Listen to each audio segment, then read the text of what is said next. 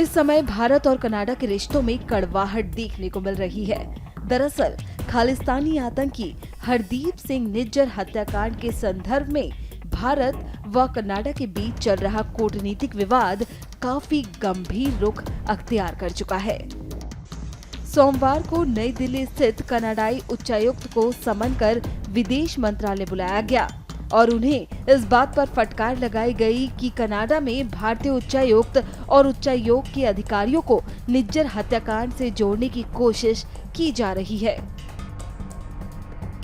साथ ही कनाडा में भारतीय राजदूतों को भी वापस बुलाने के लिए आदेश दे दिए गए हैं। ऐसे में कनाडा में पत्रकारों ने भारत और कनाडा के खराब हो रहे संबंधों पर चिंता व्यक्त की है।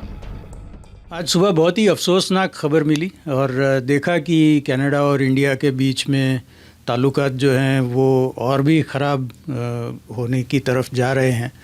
अब तो मुझे लगता है कि एक ही स्टेप बाकी है कि डिप्लोमेटिक रिलेशंस टोटली बंद ही हो जाएं। उम्मीद करते हैं कि ऐसा ना हो, क्योंकि यहाँ भी बहुत सारे इंडो कैनेडियंस रह रहे हैं और ट्रेड के हवाले से भी बहुत ही गहरा ताल्लुक़ है दोनों कंट्रीज़ के बीच में।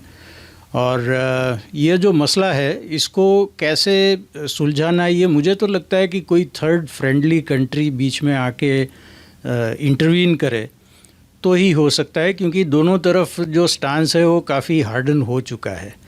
और सामने ट्रूडो साहब पार्लियामेंट में भी काफ़ी मुश्किल में हैं और उनके कॉकस में बहुत सारे एमपीज़ ने उनके ख़िलाफ़ बगावत भी की है। तो ये ओवरऑल मिला के हालात बहुत ही ख़राब दिख रहे हैं और हम उम्मीद करते हैं कि इसमें कहीं ना कहीं से सुधार आ जाएगा। कनाडा की थैंक्सगिविंग की छुट्टी के दिन इंडो कैनेडियंस को एक शॉकिंग और डिस्ट्रेसिंग खबर सुनने को मिली कि भारत और कनाडा के जो रिश्ते हैं वो और ठंडे हो गए हैं और भारत ने अपने डिप्लोमेट्स को वापस बुलाने का कह दिया है और कनाडा ने भारत से ये कहा कि यहाँ पर निज्जर का जो कत्ल हुआ था उसके पीछे भारतीय डिप्लोमेट्स भी पीपल ऑफ इंटरेस्ट हो सकते हैं। इस सारी सिचुएशन में अब 1.5 से 2 मिलियन इंडो कैनेडियंस जिनको दोनों देशों से बहुत प्यार है, उनको भारत से भी बहुत प्यार है और कनाडा से भी बहुत प्यार है और दोनों ये सोचते हैं कि हम दोनों दुनिया की अजीम डेमोक्रेसी से ताल्लुक़ रखते हैं। तो कैसे हुआ कि दोनों देशों के दो डेमोक्रेसीज़ के ताल्लुकात आपस में बुरे हो गए? मेरे साथ बहुत सारे इंडो कैनेडियंस ने बातचीत की और उन्होंने कहा कि इतने बुरे ताल्लुकात तो कनाडा और चाइना के भी नहीं हुए, जबकि वहाँ दोनों देशों के बीच बहुत दरारें बनी।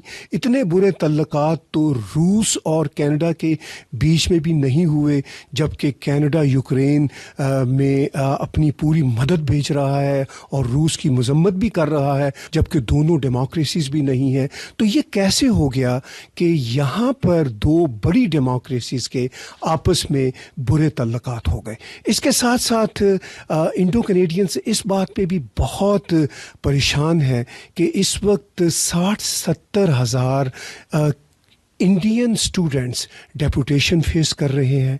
ये भी उनके लिए एक बहुत ही जो है परेशानी की बात है और उसमें ये ख़बर और उनके लिए एक बुरी ख़बर के तौर पर सामने आई है। फिर इसके साथ साथ इंडो कैनेडियंस से जो मेरी बात हुई तो वो ये भी कहते हैं कि क्या इसका कारण कनाडा के इलेक्शन सीज़न की वजह से है, क्योंकि अगले कुछ महीनों के अंदर कनाडा के इलेक्शन एक्सपेक्टेड हैं, या फिर क्या कनाडा के प्राइम मिनिस्टर जस्टिन ट्रूडो की अपनी लाइकिंग या डिसलाइकिंग की वजह से कुछ ये बात और बिगड़ती चली जा रही है, या उनकी ईगो का मसला है। ये वो बातें हैं जो बहुत सारे इंडो कैनेडियंस ने मेरे साथ शेयर की और मैं एक जर्नलिस्ट के तौर पर ख़ुद भी बहुत शौक में हूँ कि कैसे दोनों देशों के ताल्लुकात जो कि दोनों बड़ी डेमोक्रेसीज़ हैं ख़राब होते चले जा रहे हैं।